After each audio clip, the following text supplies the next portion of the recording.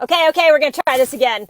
I am in my car, and this is Dr. Mindy for those of you that don't know me. I just got done with yoga, so I look a little hot and sweaty.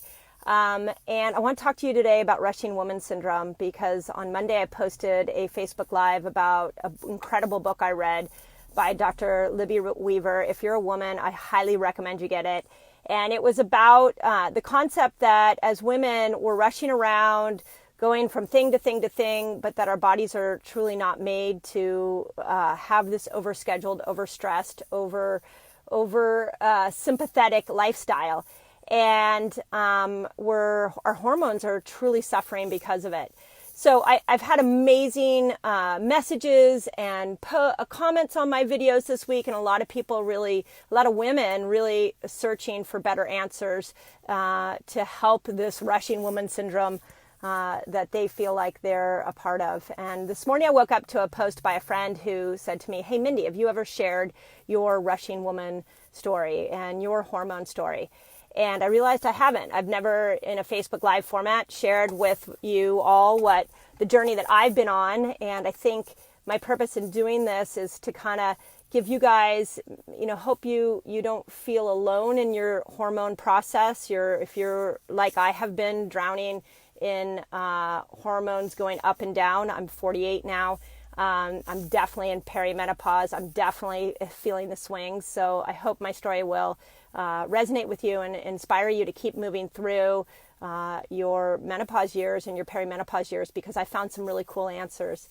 And basically the story goes like this. I, at 40, was in the best shape of my life. Did a lot of running, a lot of half marathons, trail running. I thought at 40, health was really being physically fit. And at 43, I started to get really severe depression. Never in my life had I ever had depression before, ever. And I started to be like crying for no reason. I was waking up in the middle of the night. I've always been an incredible sleeper. And I started waking up drenched. I couldn't sleep for like years. I just couldn't sleep soundly. And it kind of freaked me out. And I went and talked to other women, and everybody said, "Oh yeah, that's to be expected with perimenopause."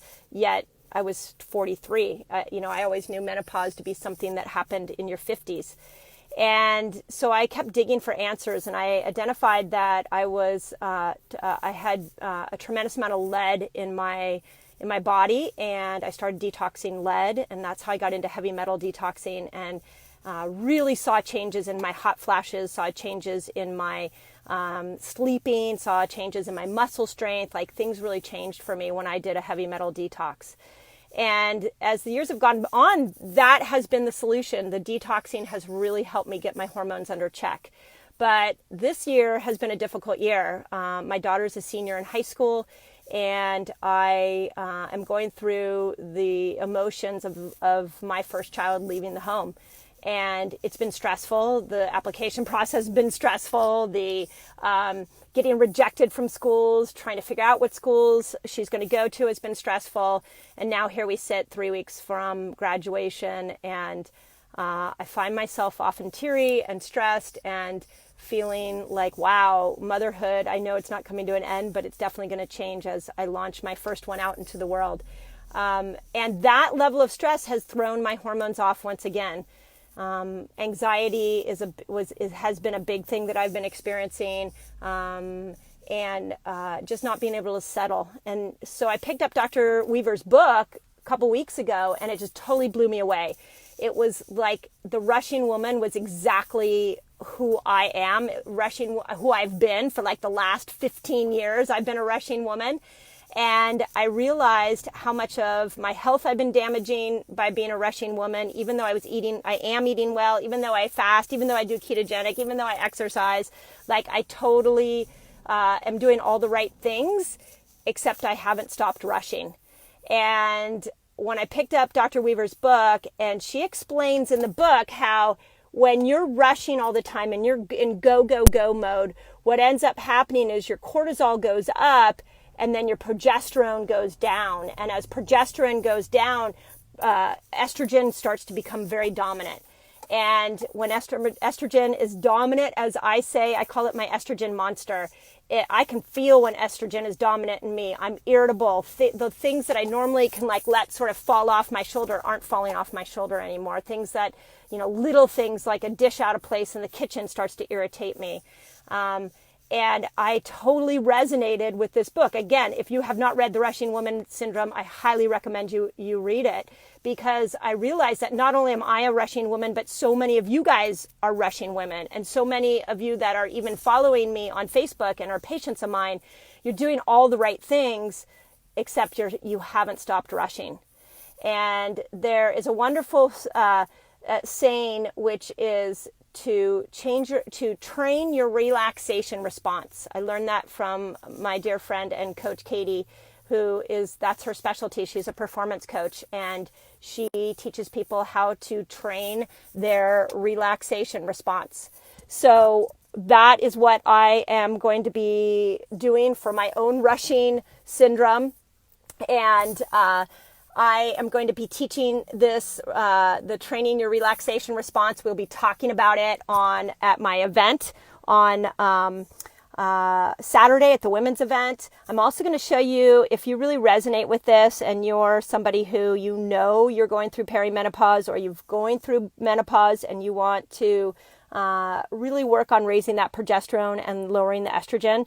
I'm going to be talking about there's actually 12 things that I've done in the last 5 years to balance my progesterone. So I'll be sharing that with you as well. So anyways, from the bottom of my heart, I really think what is really cool, I can see I'm losing Wi-Fi here, but one of the things that I think is really cool about this rushing woman syndrome is that, and why I bring it to you, is that I think if we can all start to talk about it, identify it, like I think if we can start to acknowledge it as women, I think we could really support each other. I think we could really help each other.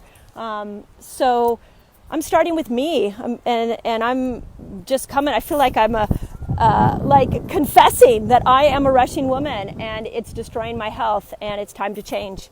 And I want to help other women do the same. So if you feel like you're a rushing woman, just let us know, put it in the comment section. I feel like a rushing woman.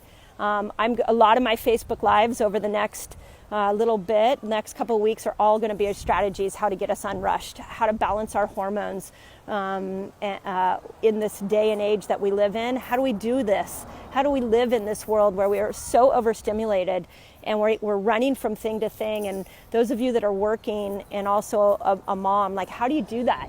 There are strategies, and I know that we can all support each other and help each other. So from one rushing woman to another, I hope this resonates with you.